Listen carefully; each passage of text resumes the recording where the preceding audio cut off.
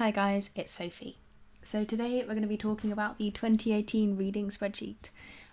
This is one of my absolute favourite videos to film, prep for and interact with you guys on. It's probably also the video of all of the things I film and all of the year that takes the most effort. Literally I do this over a matter of weeks, and it probably takes me full days to put this together, but it's always worth it. I use it personally each and every day, and I've got such great feedback from people who use it to track their reading as well, so I really hope you like 2018. So let's get started. One of the first things you'll probably spy is that it has had a bit of a makeover. We've got some new little illustrations popping around on the top, nice little font and some different colours. Though if you want to change any of those things, if you want to use your own font or your own colour scheme, feel free. It's dead easy to change stuff like that. And this whole spreadsheet, part of its nature is that I want you guys to make it your own and play with it. So feel free, you don't have to keep it just as it is. There's a reason why nothing in here is locked. You can edit literally anything you want. So let's start with book survey. This is where we are, to the 2018 book survey. This is kind of the home of the reading spreadsheet, and this is the place where when you read a book, you put the details of that book into the book survey. Okay, so I've put in some sample data. There's nothing in the author column, purely because nothing picks up from the author column, but when you're filling it in for real, please fill that one in. So you have in here, you've got the title of the book, the author, the genre of the book, how many pages it's got, what age group it's directed at, the format that you've read it in, the star rating you gave it, the date you started the book, and the date that you finished the book. We've also got the publication date, the published date in there as well. So all of that's under the subheading kind of about the book. And then on this side we have some details about the author. So in there is gender. This year we've got male, female and non-binaries. I had both in there before, but I don't think in 2017 I read anything that was by two people of different genders. But I know that if you read graphic novels, then both may still apply to you. We'll show you how to edit categories later, but just so you're aware, there's not both in there as standard setup. Country, so what country the author's from. Continent, again what continent they're from. Race, this is simplified. I've spoken about this in the 2017 video. There's obviously we're putting people in boxes here, right? And you're always told you shouldn't put people in boxes, but when you're literally doing a data analysis, it's really hard not to have boxes. So mine is really simplified. I literally just have white and POC because essentially I'm trying to make sure that I'm not reading 90% white, which is fairly straightforward for me to do. I found that if I don't track it, I find I easily get myself lost in it, whereas if I have something I can look at and I can see how am I doing, am I reading diversely, am I actually funding and listening to the people's voices, etc. I've also got in translation, just yes or no.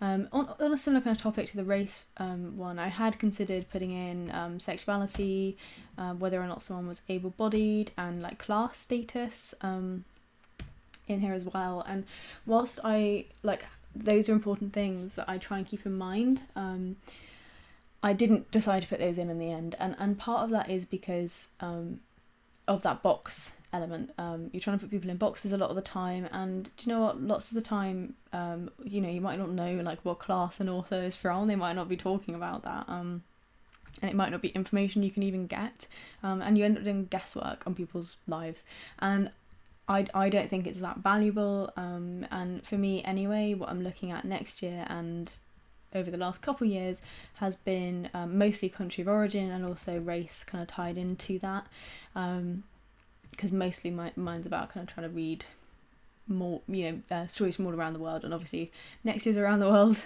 We'll try and get a bit of that in there. So that is book survey. You just want to keep it updated as you go. I have tried myself to do it all in one fell swoop at the end of the year, and I wouldn't recommend it. If you keep it updated, it literally takes 2 minutes every time you finish a book, and you get lots of fun data at the end. The next tab down here is purchases.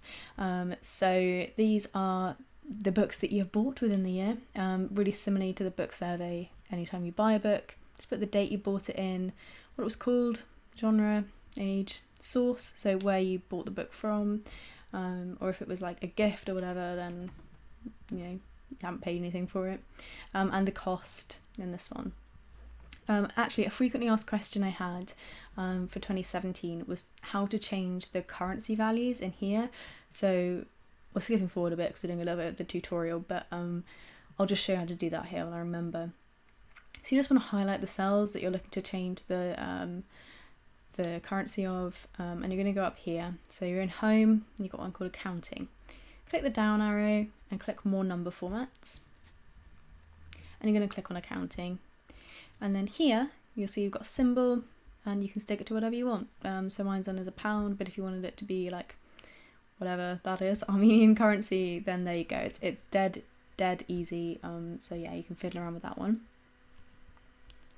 The next one, this one is one that I'm so excited for. This is probably, of the whole spreadsheet, the one that I've put the most into this time. And I'm really excited for it. I think it does some really cool things. So this is your TBR pile, guys. This is when we start analysing your TBR pile. Not even the books you've read, but the books you own.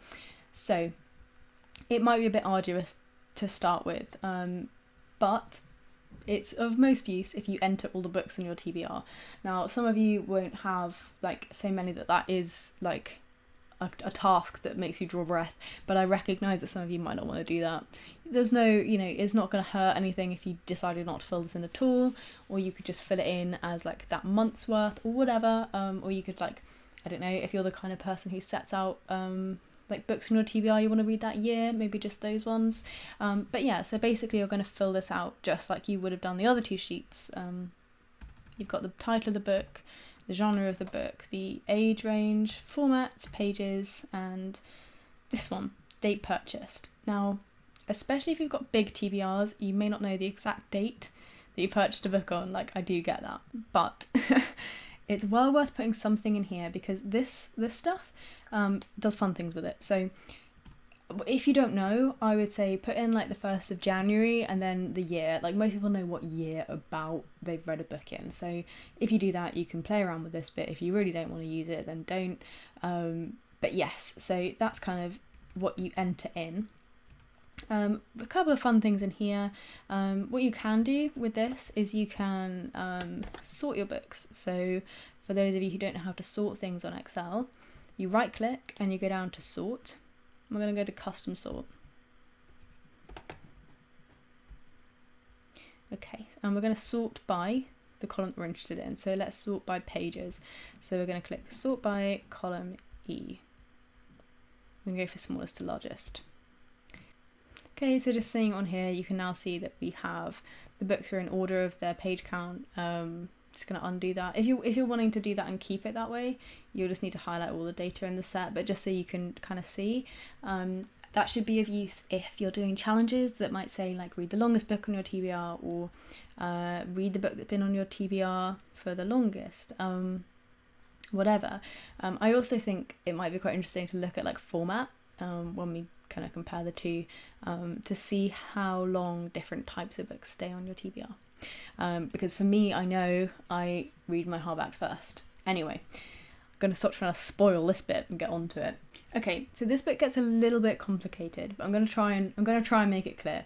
So we have this column here, which is time on shelf in years. So this is essentially the difference between today and the date you bought the book. Okay, so it doesn't take into account whether or not you've since read the book, which is what the next one does. So, date read. If, let's say, the third eye is in your TBR pile and anywhere in your book survey, it's going to look for the date that you finished it on. Okay, so if you've read it, this column will tell you when you've finished it, which lets you have this column here, which is the time that a book spent on your TBR. Okay, so some books you haven't read yet, and they will just come up with not yet read. Okay, that's going to come in automatically as well. You don't need to type anything in any of these boxes here. So it's going to pop up with not yet read. And if you wanted to know how long it's been on your TBR for, it's going to change each day, and it's just going to be these ones here, okay? But if you have finished it, you can then see, well, how long did a book like take to be read, if that makes sense. So you might look at, let's say, Seventh Heaven. It took 13 years. You might be like, I wonder why it took me 13 years to read that book. So it just lets you interrogate your TBR a little bit more. As I say, it's a wee bit complicated because there's two different things to have a look at, but that is the best way that I could think to show it without kind of losing data that you could get from either side. So yes, hopefully that's interesting. There's a few other things that it does with this as well when we get into data. Okay, so data. Data is kind of like the center of your reading spreadsheet. Yeah, so okay, before I go into this, I fully recognise not everyone will want to look at all of the little bits of this. I'm going to try and do a balance between showing those who want to play, how to play, and not boring everyone who doesn't want to. So the top bit, we'll start here in the corner. This kind of section is like your, just have a look, see a year, you've got some key stats at the top, that might be all you're interested in, and that's fine. The top one up here is reading challenge goal. So if you have a Goodreads goal or your own personal goal for an amount of books to read for the year, you can pop it in. Mine's always 52, and that will tell you in the one underneath how many books you need to read in a month to reach your goal. So you can put whatever you want and it's just going to calculate that for you. The one underneath is the TBR at the year start. So essentially that is at January 1st, how many books are on your TBR. Let's say you've got 100, well it says 10, let's say you've got 10 books on your TBR. The one underneath is just going to look at and say, how many books are on your TBR? Take away all the books you've read, add on the books you've bought, what is your TBR today, okay? You don't have to use either one of those, but it might just be a nice thing to have a look at, and lets you know whether or not you're decreasing or increasing your TBR over the course of the year. One underneath is the total books you read in the year, total pages you've read, and the average pages per book. Over here is the estimated total books you will read in the year if you keep reading at the rate you are today. So this is essentially this spreadsheet's version of Goodreads, where it says, are you ahead or behind on your Goodreads goal? But I didn't want to have it so that it was, I could have made it so it was like telling you like red, bad, like you haven't read enough, or good, green, you've read enough. But I thought I'd rather just show you, if you keep reading like you are, this is what you'll read. But you could use it the way Goodreads does. If this was under the amount you wanted or over it, then you can adjust accordingly in terms of how much you feel you need to read going forward. The one underneath is your average star rating. That's pretty straightforward. The next one is money. So from the feedback I've had, some people hate thinking about the amount they've spent on books and some people love it. I personally really like it because it helps me budget for my year, helps me understand like where I'm buying my books from, and actually like, am I buying really expensive books from one place or whatever. I find it really useful, but so I've just kind of got like a summary at the top.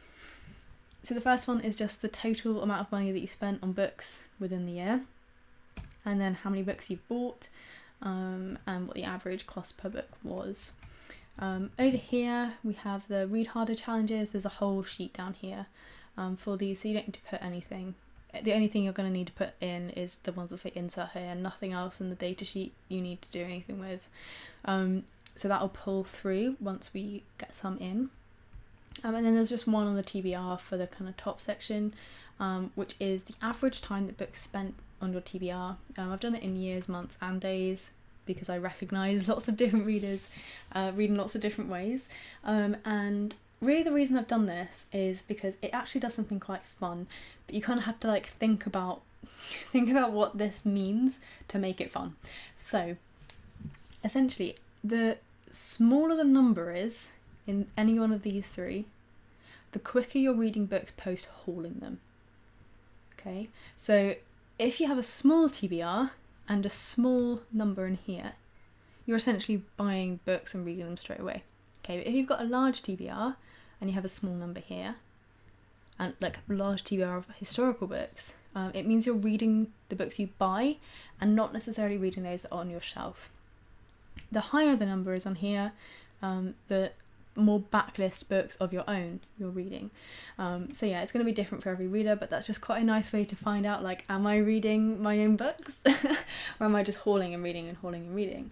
And then maybe you could say, well, actually I'm just hauling and reading, and you could go back to your TBR pile and you could be like, this one's been on my TBR for 13 years, maybe it's time to let it go. So yeah, that's that one. Then we have the year at a glance. Dead easy, this one. It's literally just like tracking how many books you've read each month and how many pages per day.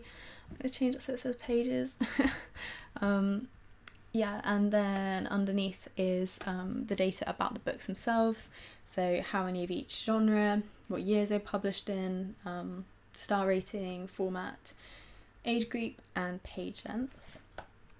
All of this will be in charts. Most people are visually minded and it's easier for them like to see it that way, but some people will prefer data tables. There's both. Knock yourselves out.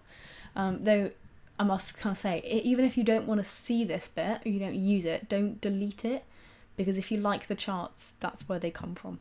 Okay, so we need this data in here to make the charts. Okay, and then we have stuff about the authors, so the gender, continent, race, in translation, and their nationality. I'm actually just going to show you really quickly how to add in a category. So this sort of could apply to any of the categories, but we'll do it here for the time being. So let's say you're going to put, okay, we've got Germany, but whatever. Let's say you needed to add in Germany as a new category. You're just going to type it. You really want to check it's spelt right and also that you're spelling it the exact same way as you're spelling it in your book survey. So if you've got the United States here but you're writing USA here, it isn't going to pick up. It's not going to pick up. It has to be exactly the same. So you've got to type it in exactly the same and then just highlight the cells above. The little plus arrow is going to come up and you're going to drag it down and it's just going to fill in for you. Okay, so it's dead easy. If you do want to play with that. I mentioned about the gender. I have actually put both in here.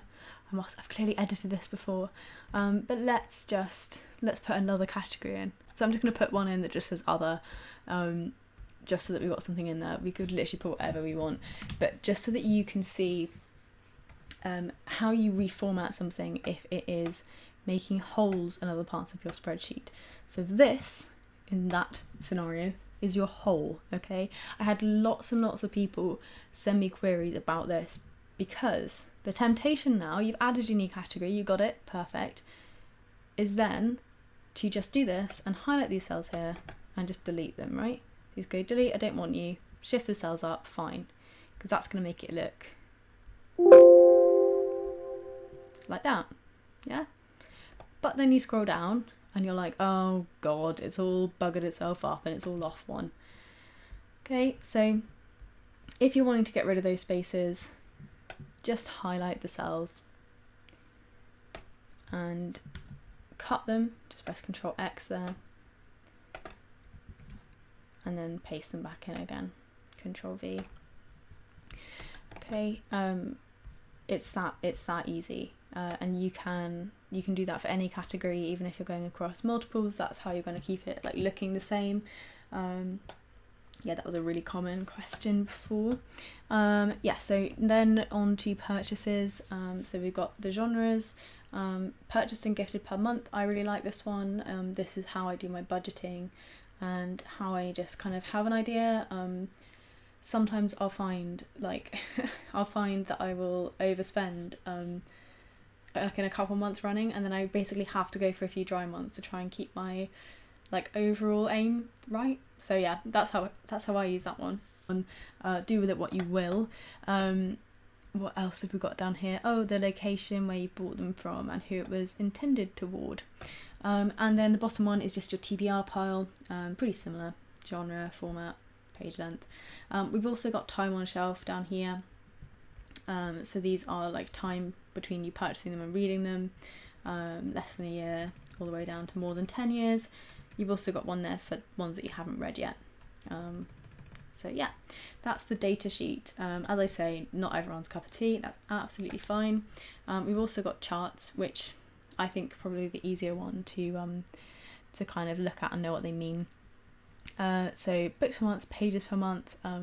I quite like seeing books per month and pages per month. I tend to find I read more in the darker months, and then less as you go down into like the summer, and back up again in the winter. And it just helps me in terms of like planning my reading. And if I'm like, oh no, I've only read 6 books this month, well, don't worry, because come October you'll be reading 20. Do you know what I mean? But yeah, this goes just kind of interesting. Genre, so you can see if you're reading anything more than others. This imaginary Sophie reads a lot of travel memoirs.